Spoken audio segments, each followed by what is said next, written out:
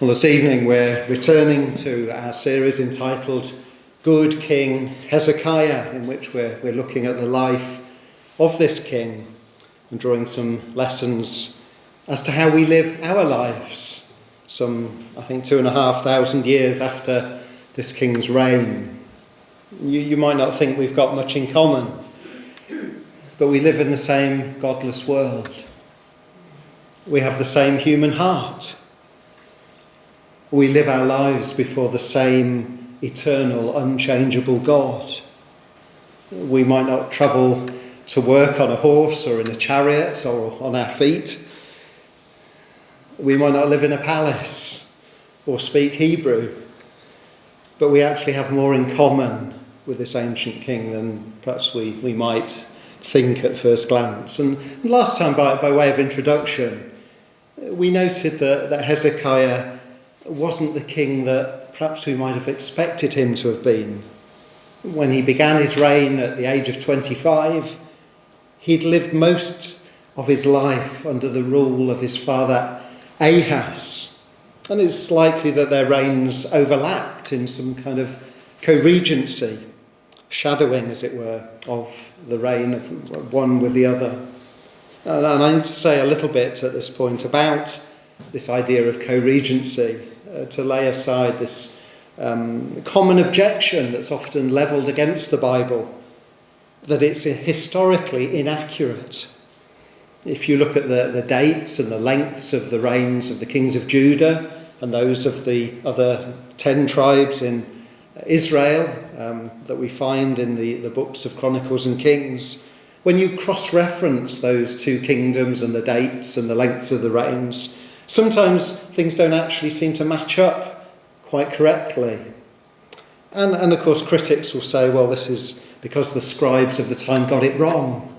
Or maybe that during the passage of time the Bible has been copied inaccurately over the years. But neither of those claims really holds water, does it? The scribes of the time weren't stupid. We tend to think of people in olden days as being somehow less clever than we are. They didn't have as much information as we did, but in many ways they were probably brighter than we are today. The scribes of the time weren't stupid. They were the cream of the society in terms of intellect.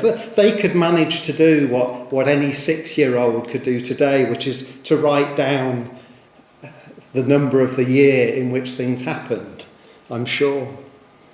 And if you look at the process by which the scriptures were copied over the years, it's incredible how careful the scribes would be when they copied manuscript from the amount of checking that went in was just incredible.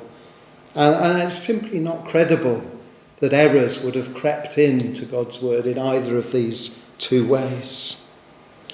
But if you allow for the fact that one king may have started his reign alongside the previous king in a kind of shadowing role, things do fit together without any difficulty at all, as is the case for Ahaz and Hezekiah. And we do know from external historical events that recorded that he began to reign outright from 715 BC. It seems a long time ago. But it's quite likely that he reigned with his father from as early as 729 BC. So that's up to 10 years of Ahaz's 16 years of reign was possibly shadowed or co-regency with Hezekiah. And as we saw last time, Ahaz was not a nice king. He was a thoroughly wicked king. He promoted idolatry. He didn't just tolerate it. He failed to trust God. Instead, he entered into allegiances with the pagan nations that were round about. And he paid them, can you credit it, with wealth taken from the temple of God.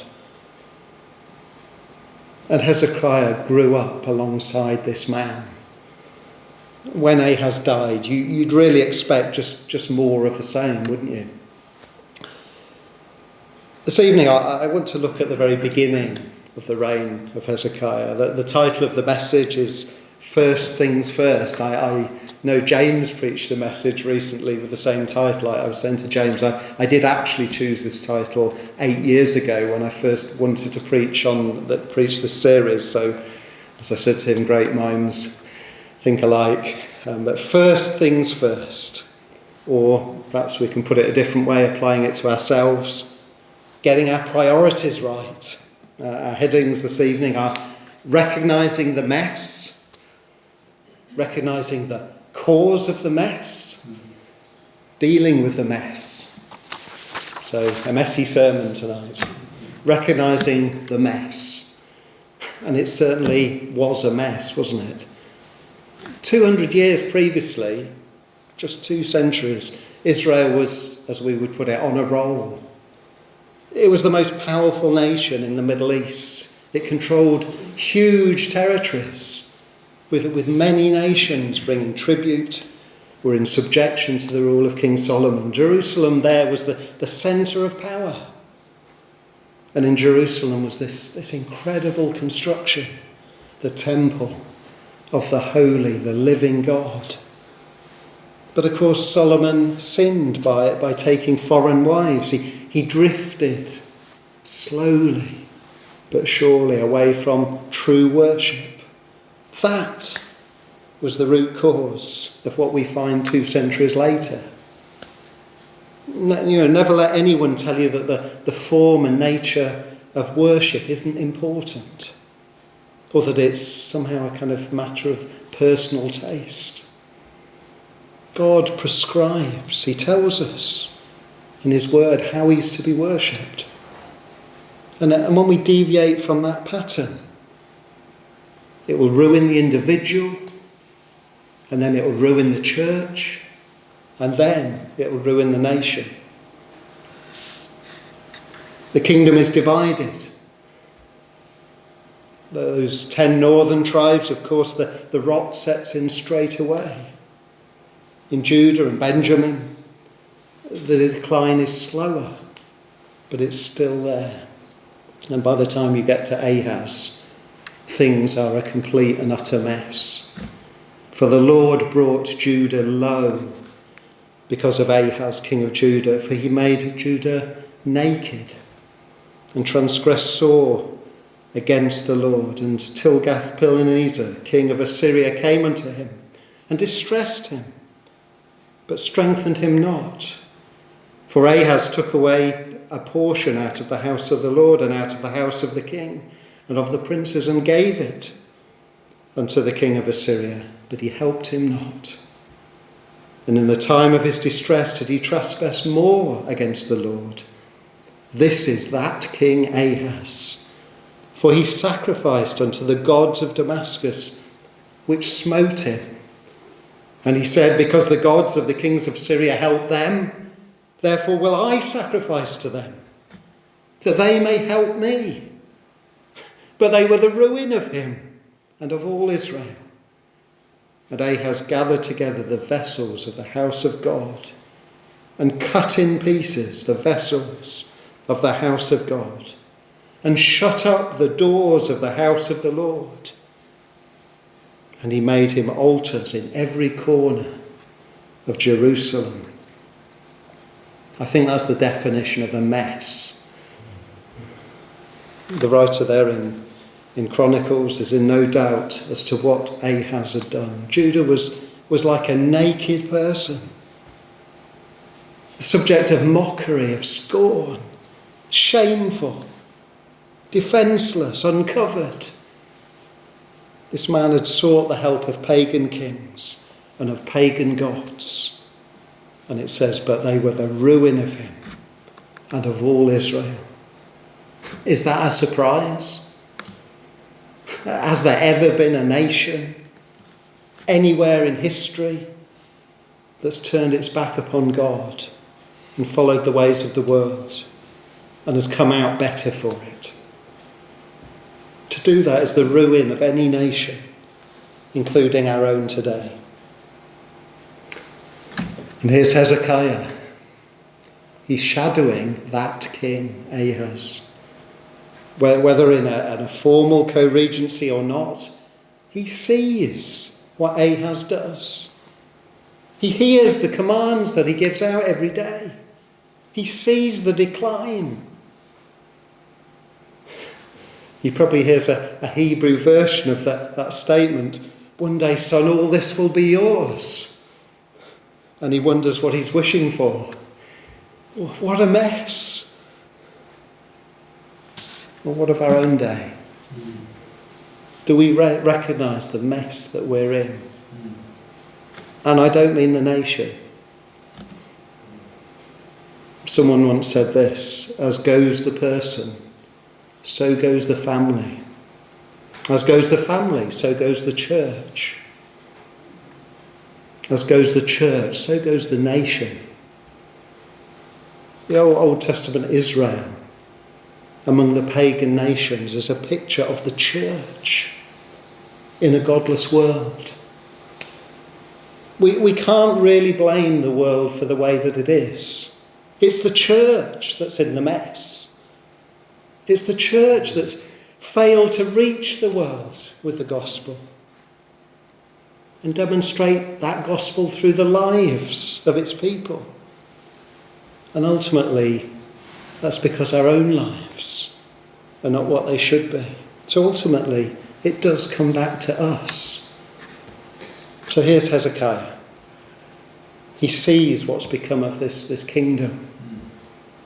He might even have contributed in some way to its state, either through the counsel that he gave to his father, or the withholding of counsel when he should have spoken up. But now it's 715 BC, and he's the king. The mess is now his problem. I don't know whether you remember where that coalition government in 2010, I think it was, that took over from Labour. But what I do remember is this particular thing that was reported, that the Chief Secretary of the Treasury found a letter on his desk from the previous Chief Secretary of the Treasury. And he said, unfortunately, when I opened this letter, he said it was a one-sentence letter which simply read, "Dear Chief Secretary, I'm afraid to tell you there's no money left," which was an honest but slightly less helpful advice than I'd been expecting. We probably felt a little bit sorry for our current Prime Minister, or even Mrs. Truss when they took over from the situations that they inherited. Imagine coming into work on your first day after all the excitement, all the promises of the campaign to get yourself elected, the handover, and then you're sitting down at your desk and you think, what on earth am I going to do now? All that time for sort of blaming others is over. What are you going to do to sort out the mess? And that was Hezekiah in 715 BC. Where do you start? You've got Syrian enemies, powerful enemies to the north. You've got the Philistines invading from the south. You've got that greater threat of Assyria, that mega nation hanging over all of that. What do you do? What do you do first? Well, some advice for you. The best thing to do when you're in a muddle is to work out what caused the muddle and put that right first. Recently, our daughter Hannah, she found a little bit of water in a bathroom on the floor under the radiator, so she wiped up the water. But the next day it was wet again on the floor. So she wiped it up and put a cup there. The next day the cup was full and overflowing. You see, the problem was one of the valves in the radiator was leaking. Recognising that the floor was wet, even mopping up the floor wasn't enough in its own right. What was needed was to work out where the water was coming from, what the problem was, why the radiator was dripping, and fix the radiator. So, second point, recognising the cause of the mess. What was the root cause of the problem here that Hezekiah was facing? Well, we've already considered them. Judah had forsaken God. It started, as we've seen, with the neglect of worship in the time of Solomon. And once worship is neglected, it's not long before every other spiritual discipline begins to be lost too. It's not long before people start turning to man-made ideas and forms of help. And of course they just hasten the decline. Now here's the real question for you. How was it that a man that had grown up as Ahaz's son, who'd seen the disastrous rule of his father, how was it that he knew the cause of the problem? Well, why didn't he carry on doing what Ahaz had started? Well, why didn't he do more of it?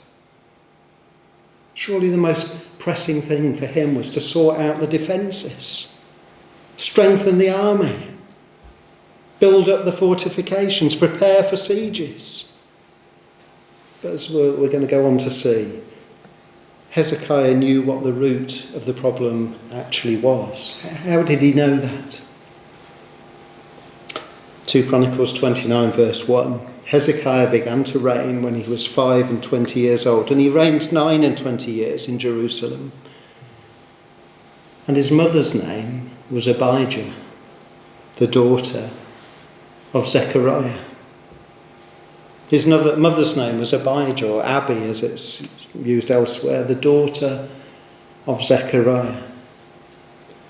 It's quite possible, it's believed, that Zechariah had been a priest, was a priest, possibly the high priest. In Isaiah, in chapter 8 of the prophecy, you read of him taking faithful witnesses. And there's a man called Zechariah who's named amongst those faithful witnesses that Isaiah took. And he was certainly contemporary with these events that are going on here. It's quite possible, highly probable, that Hezekiah had a godly mother or a grandfather or both. We can't be sure, but from what follows, it's clear that there was somebody in his life that had taught him to fear God. Somewhere, a godly influence had come to bear upon this man, so that when he became king, he knew what he had to do. He knew what was needed. And I'm stressing this because all of us have opportunities to influence others for good, to the point, to point them to the truth. Most of us are never going to be kings or queens, but we might influence a king or a queen, or an MP, or a minister, or a prime minister. Often we have no idea of what effect our influences might have. But I want you to encourage you in just such a work, because we never know what God may use to his glory. There was once a man who had a godly mother who prayed for him, and a grandfather who cared graciously for him. His father was a preacher. All of them godly influences upon this young man. And you know, none of them brought him directly to the Lord, to conversion. The one who did that was an unknown man. I don't think we know his name. We don't even know whether he was a shoemaker or a tailor. This man ended up one Sunday morning in the wrong church, with the wrong congregation and the wrong preacher, all because of the wrong weather. And C.H. Spurgeon was converted in that place by that man whom we probably don't even know his name. but godly influences had brought him to that time and to that place. I know a man personally who had grown up in a Christian family. He'd married a Christian lady, and he was pretending very well to be a Christian, an upright man. And then one day on business, I think he was at a country show, and a woman, he doesn't know her name, he doesn't know anything about her, spoke to him about Jesus Christ. I think he was smoking at the time, and she told him to put his cigarettes out, and she spoke to him about Jesus Christ. He has no idea to this day who that woman was, but he was converted because she spoke to him.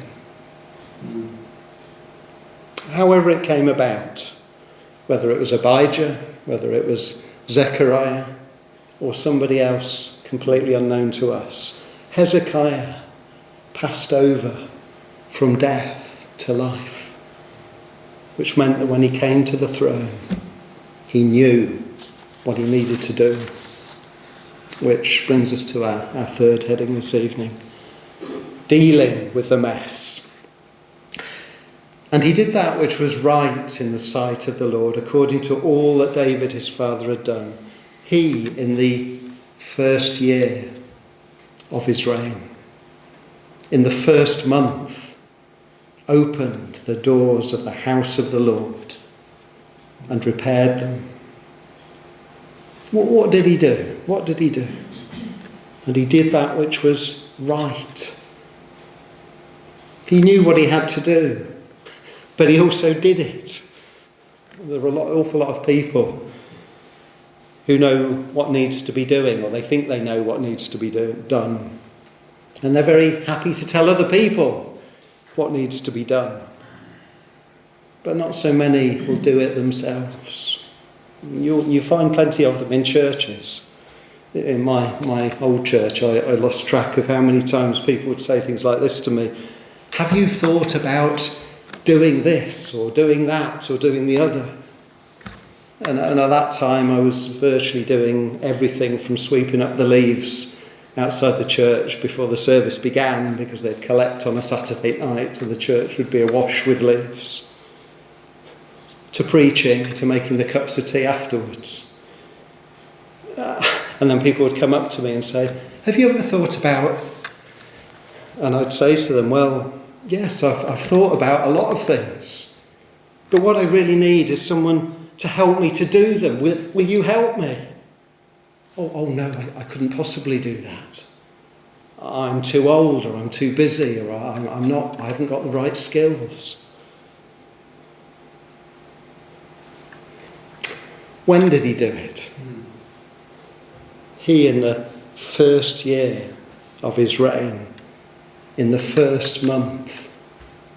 Well, that's why this message, if you haven't worked it out already, is called First Things First.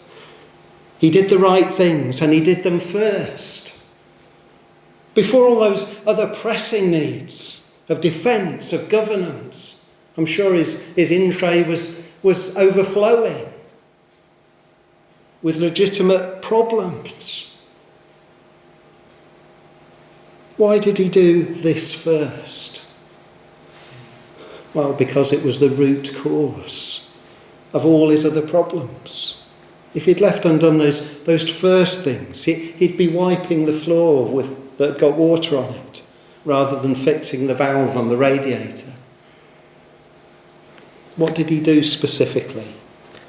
He opened the doors of the house of the Lord and repaired them. We read, didn't we, earlier, Ahaz had shut those doors. And he'd put altars on every street corner. Hezekiah knows that his first priority is to re-establish God-honouring worship. And then he brought the priests and the Levites and gathered them together and said unto them, hear me, you Levites, sanctify now yourselves and sanctify the house of the Lord God of your fathers, and carry forth the filthiness out of the holy place. The temple has to be open and it has to be clean so that it's suitable for worship. The priests have to restart their work. Then the Levites arose, we're told. They got on with it. They got on with it on the first day of the first month. And the priests clean the holy places, and the Levites carry the filth away. Everyone is playing their part. The priests go into those holy places where only they can go. And the Levites carry the filth away. And they work hard for 2 weeks. And the work is done. And I love this bit. All the vessels which King Ahaz in his reign did cast away in his transgression, we have prepared, said the priests, and sanctified. And behold, they are before the altar of the Lord. They're those holy things that Ahaz had just slung away, worthless, pathetic, useless, are lovingly restored and returned to the rightful place. Then Hezekiah the king rose early, another first. He didn't stay in bed all morning. He rose early and gathered the rulers of the city and went up to the house of the Lord. They bring sacrifices. And he commanded the priests, the sons of Aaron, to offer them on the altar of the Lord. What a difference there is here too. When we read of Ahaz earlier, we're told that he sacrificed unto the gods of Damascus. You remember that great sin of Saul was that he took upon himself the role that belonged to the priests. But Hezekiah is careful to do everything in accordance with the law of God. He commands, but it's the priests who do the sacrificing. Those were the specific things that he did to restore the worship of God. But there was another very important act that he undertook at the same time. We read in the parallel passage in 2 Kings chapter 8. He removed the high places and brake the images and cut down the groves and brake in pieces the brazen serpent that Moses had made. For unto those days the children of Israel did burn incense to it and called it Nehushtan. It wasn't enough just to restore true worship. He had to oppose false worship. That false worship that had grown up in its place. The high places were destroyed. And for Hezekiah, I'm sure the things that he did must have seemed quite daunting, even for the king. That there'd be a lot of people that were very happy with how things were.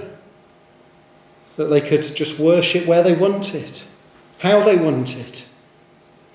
There'd be those that would, I'm sure, much prefer to just pop down to the street corner to worship instead of having to trudge all the way up the hill to the mount in Jerusalem where the temple was.